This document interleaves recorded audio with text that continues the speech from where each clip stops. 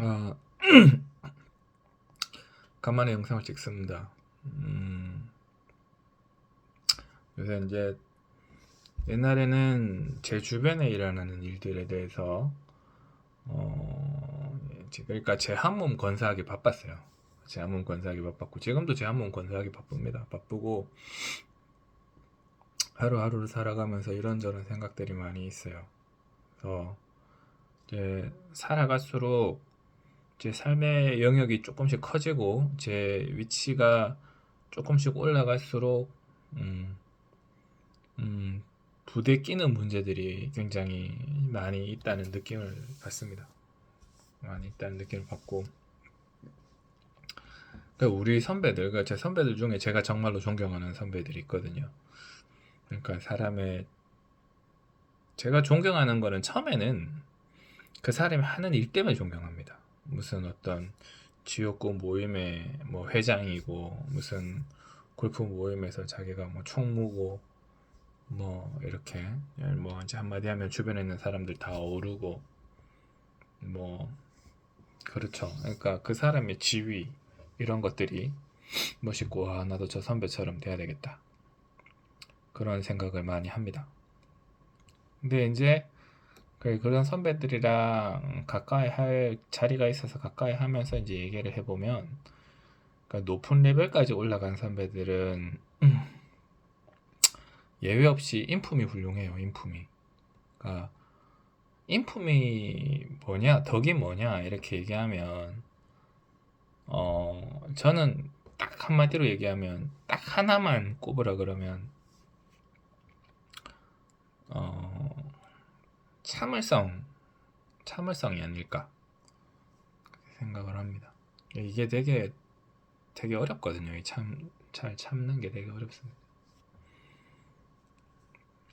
그러니까 인생은 고통이다.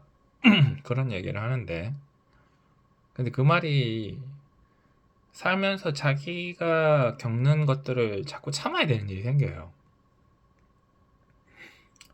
그래서 고통스럽습니다. 누가 참는 걸 좋아하나요? 아무도 참는 걸 좋아하지 않죠. 자기가 힘든데. 근데 이제 이렇게 뛰어난 선배들은 힘든 상황에 왔을 때도 일단 참을 줄 알아요. 일단 참을 줄 알고 그 다음에 그 상황을 조율하실 줄 알아요. 저는 참는 것도 안 되고 조율하는 것도 잘 안 됩니다. 근데 이제 이렇게 하면 괜찮을까? 저렇게 하면 괜찮을까?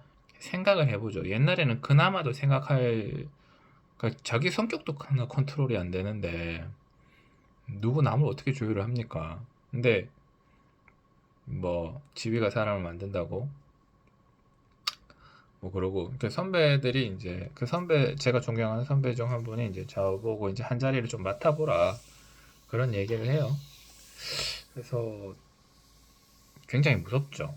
한 자리 맡기가 굉장히 무섭고 그다음에 굉장히 부담스러운 자리일 수밖에는 없죠. 뭐 어떤 모임을 해갖고 전 옛날에 돈 관리랑 뭐 이런 거 하다가 사기도 당해보고 뭐 그래서 공황장애까지 왔던 사람이니까 뭐 여튼 근데 이제 본능적으로 하기 싫은데 근데 본능적으로 또 피해서는 안 된다는 생각도 합니다. 그런 자리는 자주 오는 게 아니거든요. 너 한번 해봐라.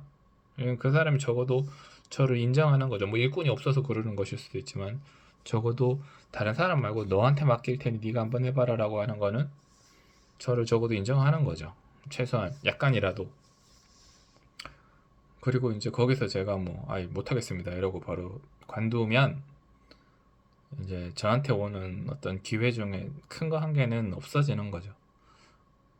네, 뭐 그렇습니다. 그 선배랑 얘기를 해봤는데 그분이랑 제가 존경하는 선배 중 한 분이랑 얘기를 해봤는데 이제 아내분이 투석을 하고 있어요. 투석 환자들 굉장히 예민합니다. 그리고 이제 본인은 엄청나게 먼 거리를 옛날에는 가족들 때문에 본인이 엄청나게 먼 거리를 차로 이제 출퇴근했고 지금은 이제 아내분 병수발도 들고 자기 할 일도 하고 또 그런 와중에 사회적인 모임에도 다 참가하고 본인 직장까지 자전거 타고 갔다가 자전거 타고 오는 정도로 이제 강한 정신력을 가지고 있는 분이에요. 높은 자리에 올라가신 분들은 대체로 그렇습니다. 그 사람이 뭐 야비하거나 뭐 기회주의, 출세주의 뭐 그런 경우는 저는 별로 못 봤어요. 별로 못 봤고 다른 사람과 어우를 정도로 어떻게 보면 재미도 있고 인격적으로도 갖춰진 경우가 많았습니다. 그런 사람들한테서는 인격이, 인품이 느껴지죠. 향기가 나죠. 그런 위대한 인간들한테서는 인품이랑 인격, 향기가 납니다. 저는 몰랐어요. 몰랐는데 이제 그렇더라고요. 또 제가 존경하는 어떤 연자분은 얘기를 다 하고 보니까 이제 자기 애가 지체야, 정신지체고 이제 뭐 고등학생인데 정신지체고 이제 사회생활을 잘 못하는 거예요. 그래서 제가 존경하는 분인데 이제 다 자기들 삶에 아픔이 있는 거죠. 그런 걸 주변에 내색 안 하고 그런 걸 참고 이렇게 계속 살아가는 겁니다. 그렇습니다.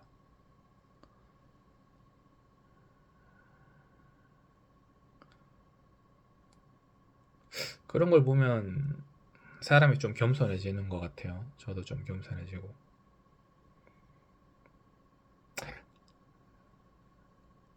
아픈 만큼 성장한다. 음, 이거는 제가 이제 유튜브에서 맨날 하는 주제들이고, 제가 뭔가 느낌이 올 때는 웬만하면 유튜브에 글을 쓰거나, 블로그에 글을 쓰거나 유튜브 영상을 남기려고 하는 편입니다. 기분 좋을 때, 재밌을 때는 뭐 이런 영감 같은 게 떠오르지도 않고 생각이 정리도 되지도 않습니다. 힘들지 않고 편안한 상황에서 누가 굳이 이런 힘든 생각을 하나요? 자, 몸이 힘들고 아플 때 자기의 생각이 정리되고 그렇습니다. 근데 그 생각이 정리되는 게 빨리 도망가요. 빨리 없어져. 문제가 해결되고 나면 빨리 없어져. 그래서 글로 남기려고 하는 거고 영상으로 남기려고 하는 거죠. 그래서 그 글을 남기는 가장 큰 이유는 제가 보기 위해서죠. 내가 보고 내가 그때 이런 생각을 했었지. 그런 생각을 합니다. 그러니까 그 글을 쓸 때는 웬만하면 그 상황도 사실은 적어주는 게 좋아요. 나중에 뭔가 마음이 편안할 때는 그 글이 잘 안 들어오거든요. 그 상황을 내가 그때 가정을 하고 그랬었지. 그래야 기록을 해서 남겨두는 게 도움이 되거든요. 뭐 여튼 간에. 그래서 이제 그 선배들은 그러한 고질적인 문제를 오래 안고 가면서 자기의 성장을 이뤄낸 거예요. 그러니까 자기가 어떻게 하지 못하는 아픔이 계속 뒤에 존재하는 과정 중에 계속 조금씩 발전을 해 나가는 겁니다. 그러니까 그런 사람들이 계속 이렇게 성장했는데 그러한 시련이 떨어진 게 아니라 그 시련이 그 사람들과 함께 성장을 해가는 거예요. 그 시련과 함께 그 사람들이 인격적인 성장, 인품의 성장을 해나가는 거라고 저는 믿고 있습니다. 저는 그렇게 믿고 있습니다. 그래서 제가 옛날에 요새도 화를 많이 냅니다만은 옛날보다는 화를 내는 횟수를 좀 줄였어요. 화가 안 나서 화를 안 내는 게 아니라 화를 내면은 이 상황에서 내가 참아가며 배울 수 있는 걸 한 개도 못 배우게 되는 경우가 많습니다. 화를 내지 않고 상황을 바꿀 수는 없을까라고 하는 거에 대한 고민을 굉장히 많이 하죠. 이 상황을 어떻게 해결을 할까? 어떻게 화를 안 내면서 해결을 할까? 그 선배들은 그런 고민을 하는 겁니다. 저는 치대고 뭐 다 그렇지만 군기 안 빡센 데가 없겠습니다만 이쪽 분야도 한 군기 하거든요. 선배와 후배 사이에 이제 한 군기 합니다. 그래서 제가 존경하는 그 선배랑 이렇게 이제 공을 치러 갔어요. 골프를 치러 갔다가 그때 여름이었거든요. 여름인데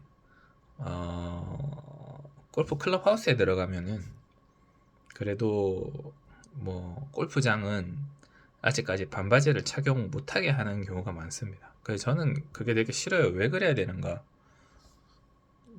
왜 골프장에서 반바지를 입으면 안 되는가? 여자들은 미니스커트 입고 잘만 다니더만 왜 남자들은 안 되는가? 예, 그런 생각이 상당히 강했기 때문에 이제 반바지에 반팔을 입고 들어갔다 빨리 골프복으로 갈아입는 거죠. 그러니까 들어갈 때만 반바지에 반팔을 입고 들어갔다가 이제 골프 복장으로 갈아입는 거죠. 갈아입고 이제 공 치고 나올 때 또다시 반팔과 반바지 입고 갔던 거를 갈아입었으니까 다시 이제 반팔과 반바지를 또 입고 나오는 거죠. 네, 나오는데 이제 클럽 하우스에 있는 지배인이랑 나랑 이제 얼굴이 마주친 거예요. 지배인 분께서 어떻게 오셨냐고.